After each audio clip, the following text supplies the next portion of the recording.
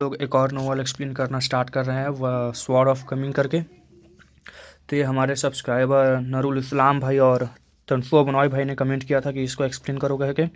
और हम लोग 62 चैप्टर्स के बाद एक्सप्लेन कर रहे हैं, जिसमें स्टोरी थोड़ी बहुत कवर हो जाएगी।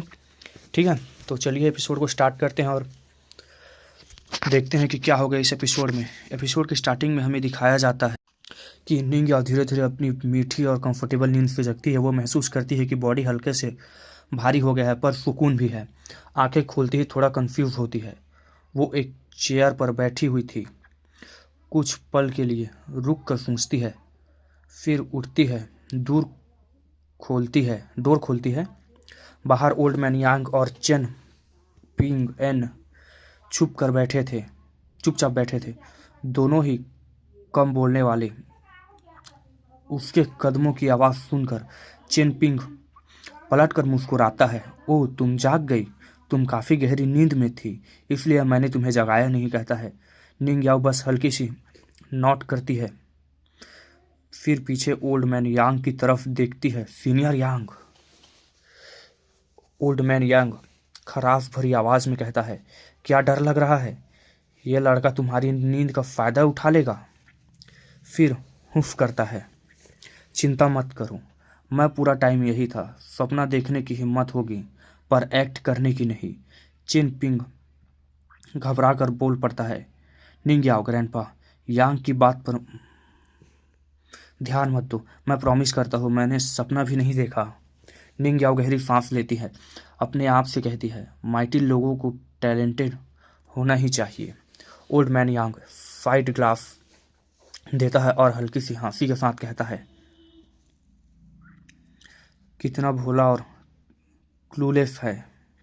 बारिश रुक चुकी थी। ओल्ड मैन यांग धीरे से सीधी बात करता है, जब घर जाओ ऑफरिंग कॉइन्स का पाउच ले आना। तुम दोनों की मेडिसिन का पेमेंट वही होगा। निंग याओ तुरंत भड़क जाती है। यांग फैमिली की मेडिसिन शॉप ऐसी क्या बेचती है जो इतनी महंगी होगी? ओल्ड मैन कामली पूछता है, अगर कोई भूख से मर रहा हो और मेरे हाथ में एक स्टीम्ड बन हो तो उसकी कीमत क्या होगी? निंग याओ सख्त आवाज़ में कहती है, यह तो दूसरों की मजबूरी का फ़ायदा उठाना हुआ। स्मोक पाइप से सीधा धुआं उठता है। उस धुएं के बीच ओल्ड मैन यांग की ठंडी आवाज़ आती है, मनमानी, दाम बढ़ाना सिर्फ लोली मर्चेंट्स करते हैं। मैं एक ही प्राइस देता हूँ, लेना है या नहीं तुम्हारी मर्जी है। निंग याओ कुछ और बोलना चाहती थी, पर महसूस करती है चैन पिंग एन लिखा है, उसको हम चैन पिंग बोलेंगे, ठीक है। बस उसकी स्लीव खींच रहा है, आंखों से सिग्नल दे रहा है। वो चुप रह जाती है। दिल में गुस्सा दब जाता है। वो जानती थी इस स्मॉल वर्ल्ड की मेडिसिन हब टॉप क्वालिटी की होती है, पर यह जगह मेडिसिन के लिए फेमस नहीं बल्कि पॉर्सिक्लिन, ट्रेजर्स और फेट के लिए मशहूर थी। ओल्ड मैन यांग पाइप हिलाकर बोलता है, बारिश रुक गई है। अब मेरे सामने आंखों में बातें करना बंद करो। शर्म है या नहीं? चेन पिंग और निन आंग के हाथ पकड़कर सीढ़ियों से नीचे खींच लेता है।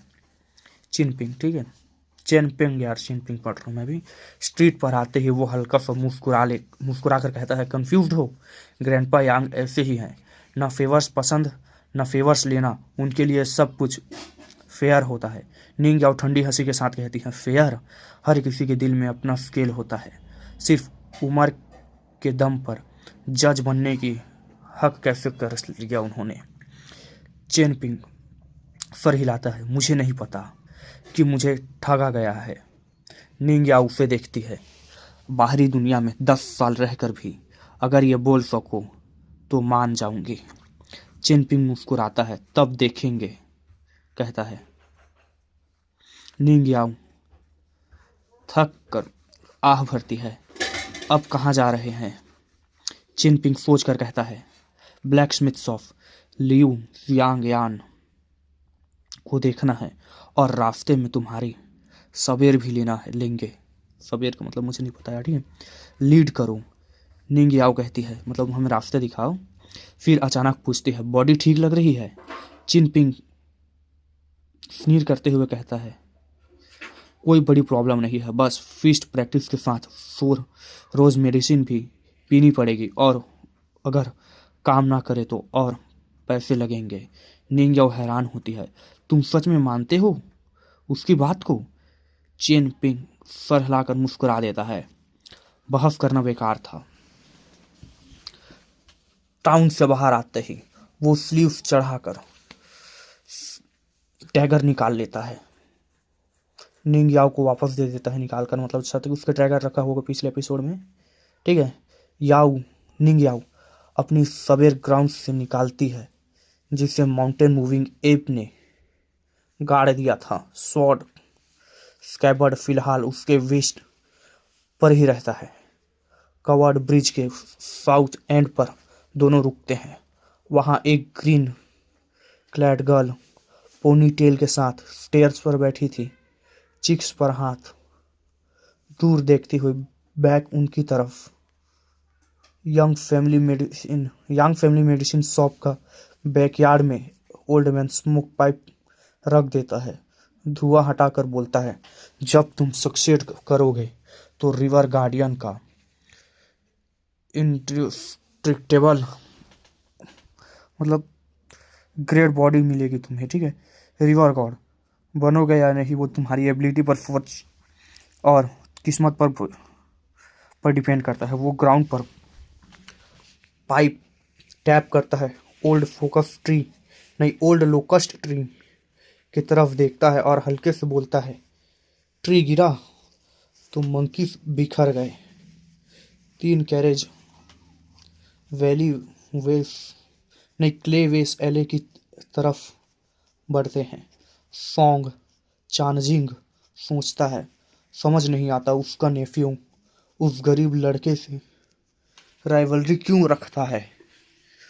वो सीधे कहता है, मैं एक बार इंटरफेयर कर चुका हूँ, दूसरी बार नहीं करूँगा। तुम्हें खुद रिजॉल्व करना होगा। फिर वार्निंग देता है, सुन, स्कॉच माउंटेन से डिस्टेंस रखना, ज़्यादा इन्वॉल्व मत होना। वॉन जीविंग हंसी के साथ कहता है, बस थोड़ा फन था। फन के लिए स्वॉर्ड नर्चरिंग गार्ड दे दिया? सॉन चेंजिंग पूछता है। सॉन जीविंग चुप हो जाता है। रेन फिर हल्की होने लगती है। बारिश हल्की होने लगती है, ठीक है। कोर्टयार्ड में कोई छत के नीचे बैठी होती है।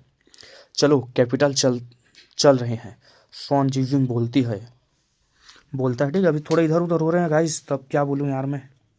इसके चैप्टर्स बहुत बड़े बड़े हैं यार, क्या बताऊँ मैं। जी गुई हिचकिचा कर पूछती है, पर फिर मान जाती है। वो घर को देखती है। ये हमारा घर था। सॉन्ग जीविंग आह भरता है। चिकन्स 4 लेग्ड स्नेक सब पर फनी बातें होती हैं। हंसी के बीच एक वेड़ भी था। ब्लैक क्लैड गार्ड्स आते हैं, सूटकेसेस उठाते हैं। बारिश में घर बंद होता है। जी गोई आगे चलती है। सॉन्ग जीवी पीछे रुक कर एक मूड वॉल को देखता है, कुछ करके फिर चलता है। कैरेज के अंदर सॉन्ग चेंजिंग आंखें बंद करके रिकॉर्ड से याद करता है। एक मिसिंग पेज, एज 12 ईयर और चेन पिंग। कैरेज चलती है। अचानक आवाज़ आती है, रुको। सॉन चेंजिंग बोलता है। वो उतरता है। सामने एक ऑर्डिनरी मिडल एज्ड आदमी खड़ा था, ली एयर। जिंदा रहे तो जवाब मिल जाएगा, लियर बोलता है। कैरेज को आगे भेजा जाता है। सिर्फ दोनों रह जाते हैं। सॉन्ग चेंजिंग महसूस करता है ये फाइट सब कुछ डिसाइड करेगी, लाइफ या डेथ, 9th टायर या 10th टायर। उसका खून गर्म हो जाता है और मोमेंट फ्रीज हो जाता है। बारिश धीरे धीरे थम चुकी थी। निंग याओ हल्की सांस लेती है और चेन पिंग को देखती है। उसकी ब्रीथिंग अब शांत थी, चेहरा रिलैक्स्ड था। निंग याओ सोचती है कि उसे ओल्ड मैन यांग बिल्कुल पसंद नहीं है, लेकिन सच में ये भी था कि वो आदमी एक्स्ट्रा ऑर्डिनरी है। निंग याओ कहती है, ओल्ड मैन यांग ऑर्डिनरी नहीं है। फिर एक पल रुक कर पीछे यांग फैमिली के मेडिसिन शॉप को देखती है। बारिश की बूंदें लाइट में चमक रही थी। दुकान का आउटलाइन धुंधला हो रहा था। देखो गाइस, मतलब सेम टाइम पे ना दो स्टोरीज चल रही हैं, ठीक है, जहाँ तक मुझे लग रहा है अभी। अब आगे पता चलेगा, क्लियर होते जाएगा, ठीक है, क्या हो रहा है। मैं अभी चैप्टर्स कर रहा हूँ। ऑर्डिनरी नहीं था। फिर एक पल रुक कर पीछे देखती है, ठीक है। ये आउटर धुंध हो रहा था, धुंधला आ रहा था। निंग याओ धीरे से सुधारती है, कहती है वो एक्स्ट्रा ऑर्डिनरी है। चेन पिंग इस डिफरेंस को समझ नहीं पाता, वो सिर्फ हाँ में सर हिलाता है। चेन पिंग मुस्कुराते हुए कहता है, मुझे पहले लगता था ग्रैंडपा यांग बस एक अच्छे आदमी है, हमेशा फेयर रहते हैं। आज समझ आया वो अपनी स्किल्स को छुपा रहे हैं। निंग याओ, तुम भी कल्टीवेटर हो, राइट? निंग याओ सीधे जवाब नहीं देता। वो कहता है, कुछ मिलता जुलता है पर सेम नहीं। वैसे भी तुम्हारे लिए फ़र्क नहीं पड़ता। बड़ी कैलिमिटी से बचने के बाद चेन पिंग के मन बिल्कुल बदल चुका था। कवर्ड ब्रिज के साउथ एंड पर पहुंचकर वो फिर से ग्रीन कपड़ों वाली लड़की से मिलता है। रुआन व्यू पीछे कदमों की आवाज़ सुनती है। वो खड़ी होती है, हल्की सी शर्माती हुई मुस्कान के साथ पलटकर चेन पिंग और निंग याओ को देखती है, जो साइड बाय साइड खड़े थे। रुआन थोड़ी अनईजी महसूस करती है। चेन पिंग अब रुआन व्यू को ऑर्डिनरी लड़की नहीं समझता, फिर भी उसकी सबसे गहरी इंप्रेशन अभी भी वही है। ये लड़की एक पूरा पहाड़ जितना खाना खा सकती है। हैं? ये क्या हो रहा है भाई? ठीक है, मुझे नहीं पता, मैं नहीं पढ़ा उसके बारे में ज़्यादा। रुआन व्यू ठंडी सी दिखने वाली निंग याओ को देखती है और हेलो बोलने की हिम्मत नहीं जुटा पाती। निंग याओ भी रुआन व्यू पर एक नज़र डालती है और चुप रहना ही ठीक समझती है। तीनों ब्रिज के सीढ़ियाँ उतरते हैं। चेन पिंग धीरे से कहता है, मिस्टर की ने बोला था लियू यांग अब ठीक है। रुआन तुरंत सर हाँ में हिला देती है। वो कहती है, हाँ वो होश में आ गया है। यांग फैमिली के शॉपकीपर ने बोला ये अंडरवर्ल्ड के गॉड की मर्जी है, इसलिए वो बच गया। अब कोई बड़ी प्रॉब्लम नहीं होगी। मुझे लगा तुम टेंशन में हो गई, इसलिए तुरंत बताने आई, पर फादर ने ब्रिज क्रॉस करने ही नहीं दिया। रुआन व्यू बोलते बोलते सब कुछ बता देती है, बिल्कुल चिड़िया जैसी चहचहा कर। बाद में उसके चेहरे पर थोड़ी सी गिल्ट आ जाती है। सच ये था कि कुछ बातें उसने नहीं बताई थी, जैसे कि लियू जियानियान जागा। रुआन व्यू बिना सोचे घर से भाग निकली थी, सिर्फ एक ही थॉट से, चेन पिंग को गुड न्यूज़ देनी है। उसने फादर की वार्निंग भी भूल चुकी थी। नॉर्थ साइड के स्टेयर्स से उतरने वाले ही थी कि उसका मिस्टीरियस फादर अचानक सामने आ गया था और कान पकड़कर वापस खींच लिया। काफ़ी समझाने के बाद उसे ब्रिज के स्टेप्स पर वेट करने दिया गया। ये लव नहीं था, न ही कोई डीप अट्रैक्शन, बस ये एक निकली हुई दिल से निकली हुई काइंडनेस थी। और इस काइंडनेस का एक ही वजह थी, रुआन जियू को चेन पिंग पसंद था, मतलब चेन पिंग पसंद था यार, ठीक है। एज्योर को रिज पर पहली मुलाकात में चेन पिंग ने पानी में कूदकर मछली पकड़ी थी।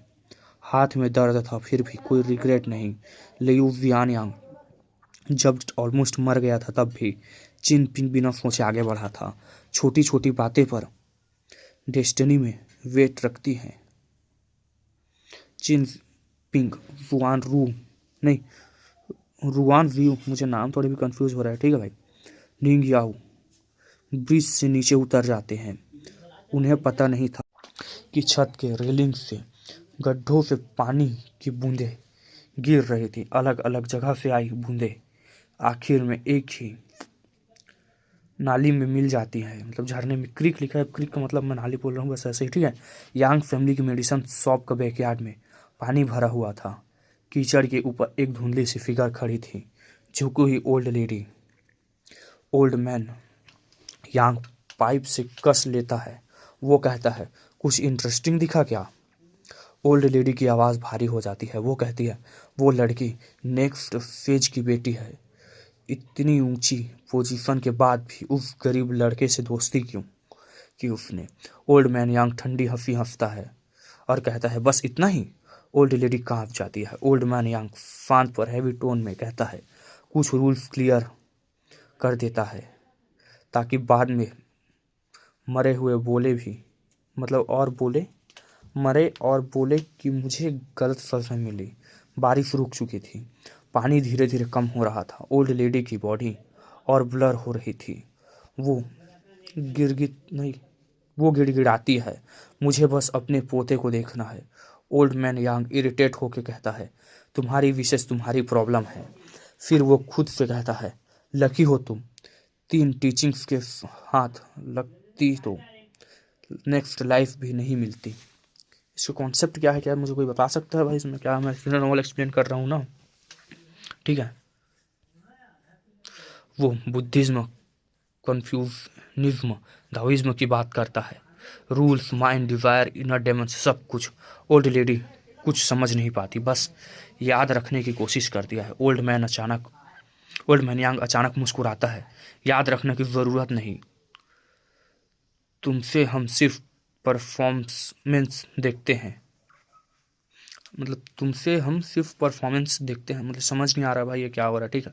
वो कहता है, रिवर गार्डियन हो, अपनी नदी की जिम्मेदारी तुम्हारी है। अगर अच्छा काम किया तो मंदिर, मूर्ति, रिकॉर्ड सब मिलेगा, वरना इलीगल मंदिर के साथ तुम भी मिट जाओगी। ओल्ड लेडी हिम्मत करके पूछती है, आप मुझे सिर्फ मेरे पोते की वजह से बचा रहे हैं ना? क्यों, सही कहा ना? ओल्ड मैन यांग सर हिला देता है। फिर माँ कुर्वान को ट्रू मार्शल मॉडल क्यों जाने दिया, वो पूछती है। ओल्ड मैन यांग पाइप थपथपाता है। ओल्ड लेडी चीख उठती है, उसकी सोल का प्रोजेक्शन कांप जाता है। वो ठंडी आवाज में कहता है, मैं गुड बैड नहीं तोलता, पर इसका मतलब यह नहीं कि मैं तुम्हारे काम को अप्रूव करता हूँ। ओल्ड लेडी गिर कर माफ़ी मांगती है। सच ये था, माँ कुजुआन के पास मंडाते ऑफ हेवन था, ज़िग्यू से कम नहीं। हमें बताया जाता है वांगजू दोनों मिलकर एक पर्ल हैं, ट्रू की सबसे कीमती चीज़, उसकी पर्ल। बच्चे माँ कुजुआन, गुई, फोंग जियिंग, रुआन जुयू, लिन जियानयांग, सबके पास अपनी डेस्टिनी थी। ओल्ड मैन कहता है, जा सकती हो, ब्रिज पर नज़र रखना है। ओल्ड लेडी डरते हुए बोलती है, मैं उस पुल के पास नहीं जा सकती। ओल्ड मैन मुस्कुराता है, जाने की ज़रूरत नहीं, बस देखना, अगर कुछ उड़ कर निकले डायरेक्शन याद रखना। और धुंधली सी फिगर गायब हो जाती है। तो गाइस इस वीडियो को यहीं तक रखते हैं भाई, मतलब इतना लंबा एपिसोड ना, मतलब ये इसके chapters, world defying Dan God of perfect world के ना 2-2 चैप्टर्स के बराबर एक चैप्टर्स है, ठीक है। बहुत लंबे लंबे चैप्टर्स हैं इसके। अब देखते हैं अब क्या होगा आगे चल के, ठीक है। ये बस स्टार्टिंग के चैप्टर्स थे, तो सपोर्ट दिखाइए और हम लोग एक्सप्लेन करते रहेंगे।